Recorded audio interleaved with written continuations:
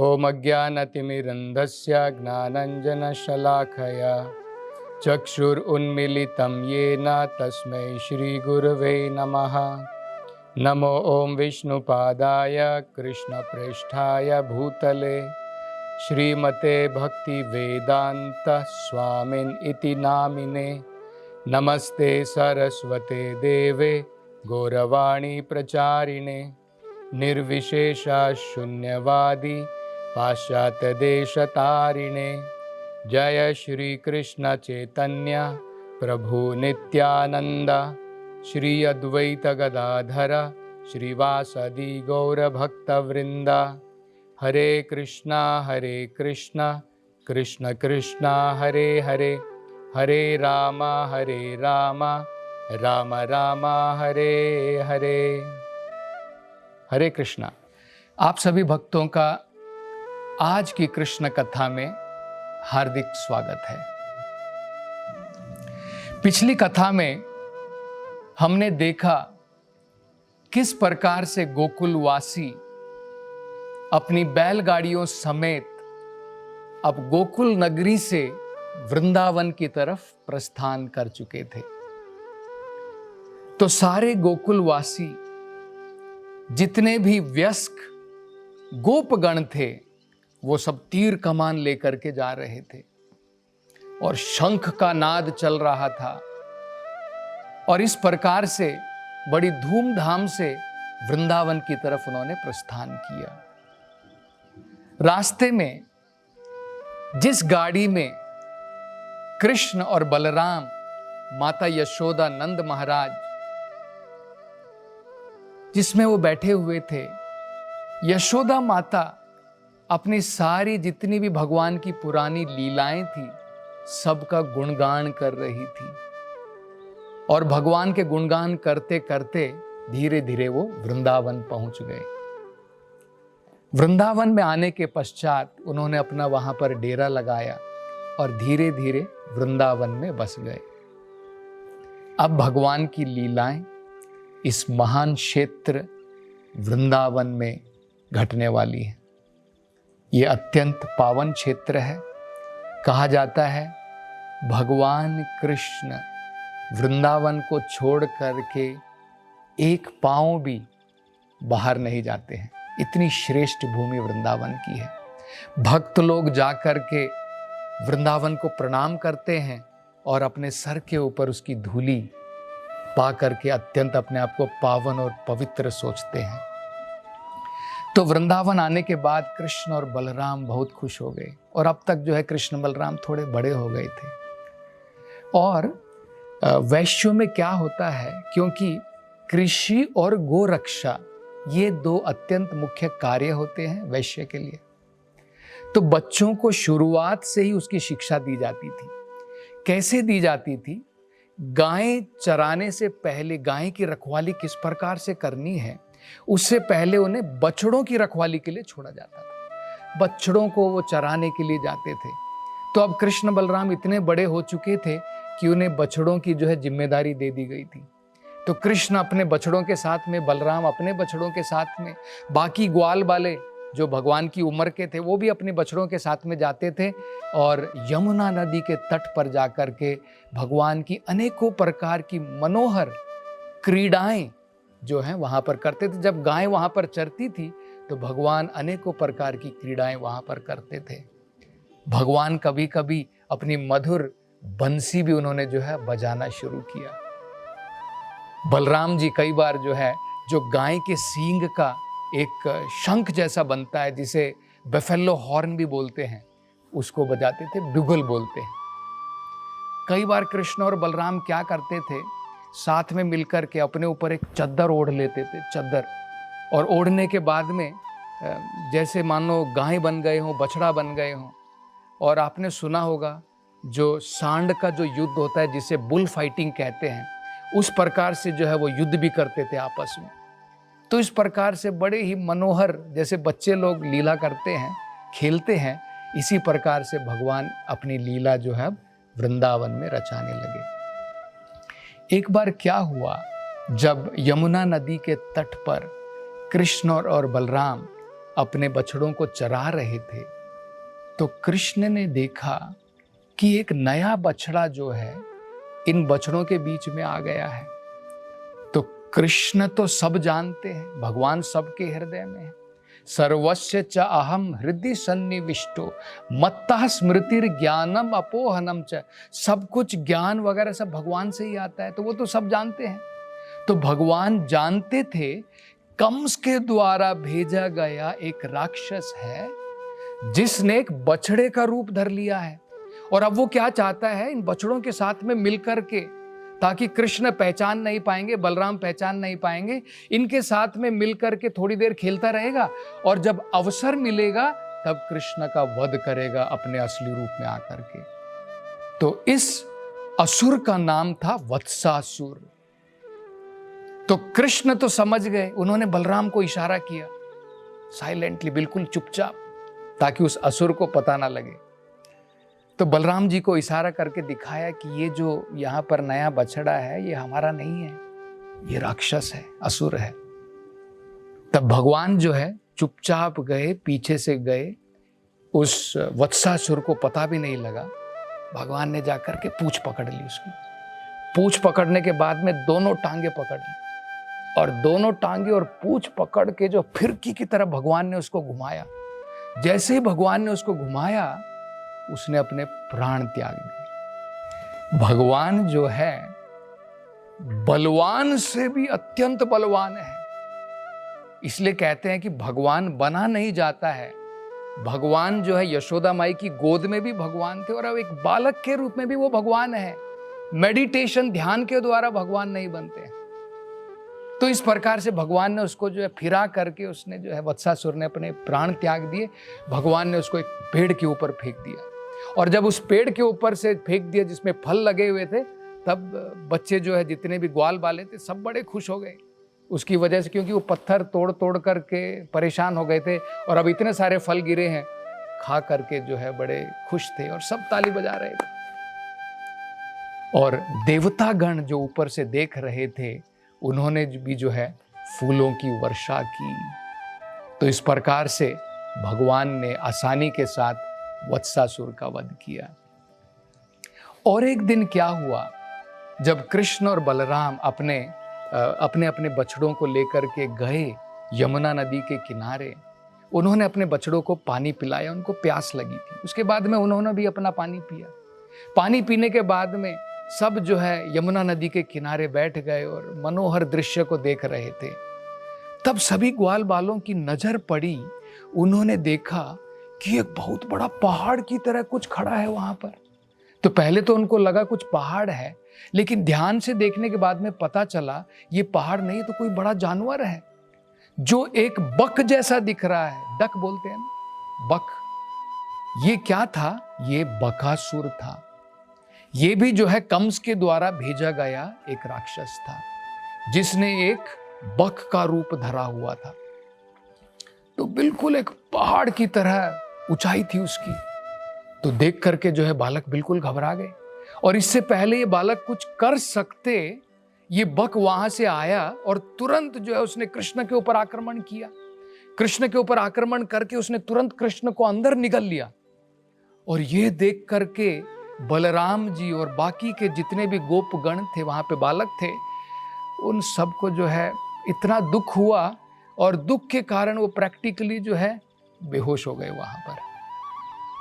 और तब जो है भगवान कृष्ण उस बक के अंदर में गए। जब उसके गले के अंदर में उतरे, कहा जाता है भगवान जो माता यशोदा के लिए कमल के फूल से भी अधिक नम्र हैं, वही कृष्ण भगवान अब उनके इस असुर के गले के अंदर में जा करके एक वज्र से भी अधिक कठोर हो गए।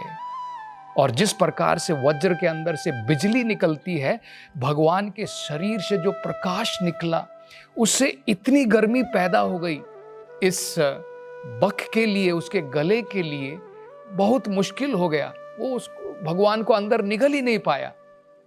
यही नहीं, भगवान जिनको मधुर कहा जाता है, अधरम मधुरम वचनम मधुरम, भगवान का सब कुछ मधुर है। जिसे हम बोलते हैं ना शुगर कैंडी जो बोलते हैं, मिश्री जो होती है, भगवान उससे भी अधिक मधुर है। लेकिन बकासुर के लिए भगवान कड़वे बन गए और इतना कड़वाहट उसको लगी बकासुर को कि तुरंत उसने बाहर भगवान को उगल दिया। तो भगवान जो है बाहर आ गए, और जब भगवान बाहर आ गए तो सभी के सभी गोपगण और जो ग्वाल बाले थे वहाँ पर बलराम जी के साथ, तब सबकी सांस वापस आई कि भगवान जो है सुरक्षित है, उनको कुछ नहीं हुआ है। और इसके बाद में जब भगवान बाहर आए, बकासुर ने अपना आक्रमण दोबारा प्रारंभ किया, दोबारा अपनी चोंच के द्वारा, क्योंकि बक जो होता है उसकी बड़ी बड़ी चोंच होती है, चोंच के द्वारा भगवान को जो है दोबारा जो है अपनी चोंच के द्वारा कुचलना चाहता था। तो भगवान ने तुरंत क्या किया, कृष्ण ने क्या किया, उसके नीचे के हिस्से के जो चोंच थी उसको अपने पांव से पकड़ा, और दूसरा जो ऊपर की चोंच थी उसको ऊपर की तरफ ऐसे किया, और जैसे ही भगवान ने उसको इस प्रकार से किया, इस असुर की मृत्यु हो गई वहीं पर। भागवत में बताया है ये उस प्रकार से भगवान ने किया जिस प्रकार से एक छोटा बालक क्या करता है, एक छोटा बालक एक तिनका लेता है, घास का तिनका लेता है, उसको फाड़ करके फेंक देता है।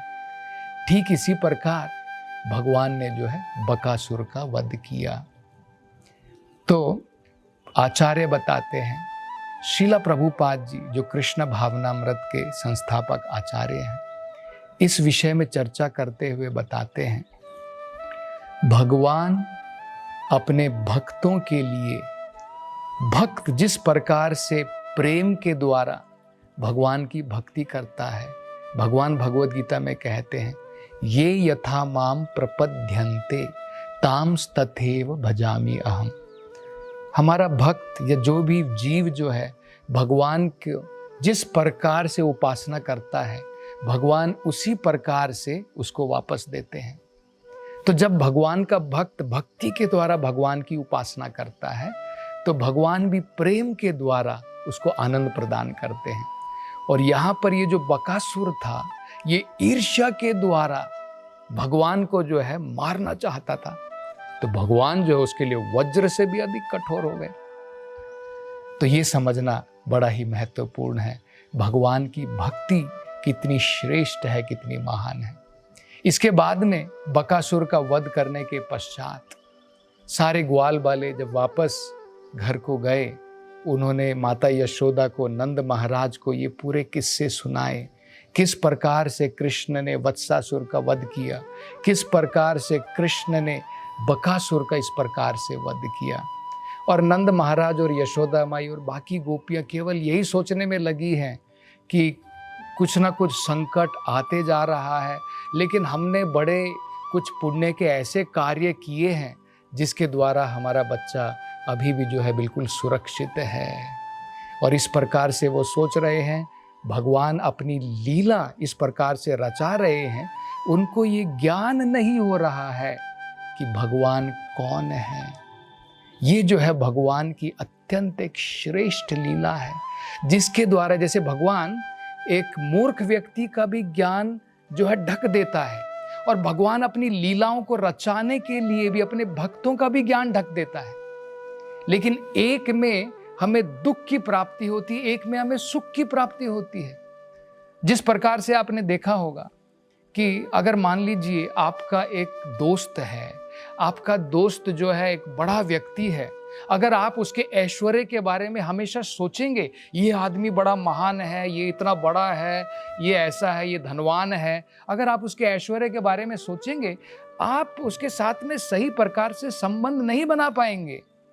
ठीक इसी प्रकार से भगवान जो है बड़े ही आनंद प्रदान करना चाहते हैं, एक बच्चे के रूप में यशोदा माई को और नंद महाराज को और जितने भी वहाँ पर गोपगण हैं, सबको जो है भगवान अलग अलग संबंधों में, किसी के साथ सखा के रूप में, किसी के साथ भगवान जो है माता पिता के रूप में, वात्सल्य के रूप में, भगवान ये आनंद सबको प्रदान कर रहे हैं। इस उपरांत में श्रीला प्रभुपाद जी एक बड़ी सुंदर घटना बताते हैं, बड़ी रोचक है, समझने लायक है। भगवान किस प्रकार से अपने भक्तों को इस प्रकार से आनंद की जो है प्राप्ति देता है, आनंद प्रदान करते हैं। एक बार क्या हुआ, एक ब्रिटेन के एक उस समय के जो प्रधानमंत्री थे, ग्लैडस्टोन था उनका नाम, तो उनसे मिलने के लिए एक व्यक्ति जो है उनसे मिलने के लिए गए और उनको पता लगा कि ग्लैडस्टोन इस समय में घर पर हैं। तो उन्होंने सोचा कि ये काम तो मेरा बहुत ज़रूरी है, गवर्नमेंट का काम है, सरकारी काम है, मैं जाकर के उनको घर में मिलूँगा। तो घर में जाने के बाद में उन्होंने जो है दरवाज़ा खटखटाया और उनके जो है ग्लैडस्टोन के जो वहाँ पर सेक्रेटरी थे, जो नौकर चाकर थे, उन्होंने कहा कि आप बैठिए, आंगन के अंदर में आप बैठिए, थोड़ा इंतज़ार कीजिए, प्रतीक्षा कीजिए, यहाँ पर अभी प्रधानमंत्री थोड़े व्यस्त हैं, बिजी हैं। तो थोड़ी देर बैठे रहे, आधा घंटा बीत गया, वो बेचारे बैठे रहे। उन्होंने देखा कि टाइम इतना हो गया है, ऐसा क्या काम है घर के अंदर में कि जो है प्रधानमंत्री ग्लैडस्टोन इतने बिजी हैं। तो उसको जो है थोड़ी इच्छा हुई, जरा जाकर के देखूं किस काम के लिए बिजी है। तो उन्होंने जाकर के जो है खिड़की के अंदर से झांक करके देखा, तो उन्होंने देखा प्राइम मिनिस्टर ग्लैडस्टोन अपने पोते के लिए एक घोड़े बन गए हैं और घोड़े बन करके ऐसे खड़े हुए हैं और उनका पोता उनकी पीठ के ऊपर चढ़ करके सवार है और कान पकड़ करके जो है अपने दादा को कह रहा है, चल मेरे घोड़े टिक टिक टिक। अब भला सोचिए, प्राइम मिनिस्टर जो पूरे देश को कंट्रोल करता है, नियंत्रण में रखता है, जिससे अनेकों प्रकार के जो है मंत्रीगण उसके अंदर में, उसके अंतर्गत में कार्य करते हैं, लेकिन घर के अंदर में उसका पोता उसको नियंत्रण में करता है। ये भक्ति की महानता है। तो भगवान जो है इन सभी वृंदावन की बाल लीलाओं के द्वारा अपने माता पिता का मन, अपने गोप गणों का मन, इस प्रकार से भगवान जो परम ब्रह्मा परम धाम है, अपने भक्तों का मन इस प्रकार से हरते थे। तो ये वृंदावन की श्रेष्ठ लीलाएं हैं। और आगे वृंदावन में कौन से अलग अलग असुर आए और भगवान ने उनका उद्धार भी कैसे किया, इसकी चर्चा हम कल की कथा में करेंगे। हरे कृष्ण। हरे कृष्ण मूवमेंट के संस्थापक आचार्य श्रील प्रभुपाद की हार्दिक इच्छा थी कि भगवान श्री कृष्ण और श्रीधाम वृंदावन की महिमा का पूरे विश्व में प्रचार हो। हमारी आगामी मंदिर सह सांस्कृतिक परियोजना वृंदावन चंद्रोदय मंदिर श्रील प्रभुपाद के इसी उद्देश्य को समर्पित है। परियोजना के मध्य में भगवान श्री कृष्ण का एक भव्य मंदिर होगा, जिसमें हरी वनस्पतियों से आच्छादित सुंदर बगीचे और छोटे छोटे पहाड़ियों से गिरते हुए झरने होंगे, जो मंदिर परिसर को अत्यंत ही सुशोभित करेंगे। यह परियोजना वृंदावन को विश्व मानचित्र पर एक अनुपम छवि प्रदान करेगी। हम आपसे अनुरोध करते हैं कि इस भव्य मंदिर के निर्माण में हमारा सहयोग करें। आपकी वृंदावन धाम की सेवा से श्री श्री राधा कृष्ण अत्यंत प्रसन्न होंगे। कृपया वृंदावन चंद्रोदय मंदिर निर्माण अभियान में जुड़ें। अधिक जानकारी के लिए संपर्क करें 8585850033 77259 77260। इस जन्माष्टमी के शुभ अवसर पर श्रीधाम वृंदावन में निर्माणाधीन विश्व के सबसे ऊंचे मंदिर श्री वृंदावन चंद्रोदय मंदिर में ठाकुर जी को माखन मिश्री सेवा का अनूठा अवसर उपलब्ध है। 1008 रुपए की यह सेवा करने वाले सभी श्रद्धालुओं को उनके घर मंदिर की ओर से भगवान का प्रसाद प्रेषित किया जाएगा। संपर्क करें 8585850033 77259 77260।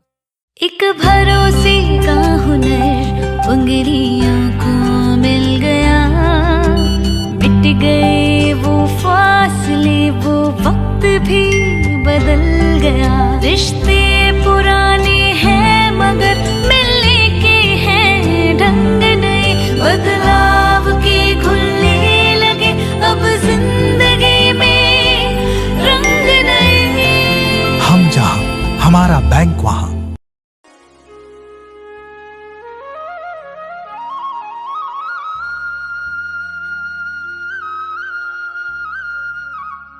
हल्दीराम परिवार की ओर से आप सभी को जन्माष्टमी की हार्दिक शुभकामनाएं।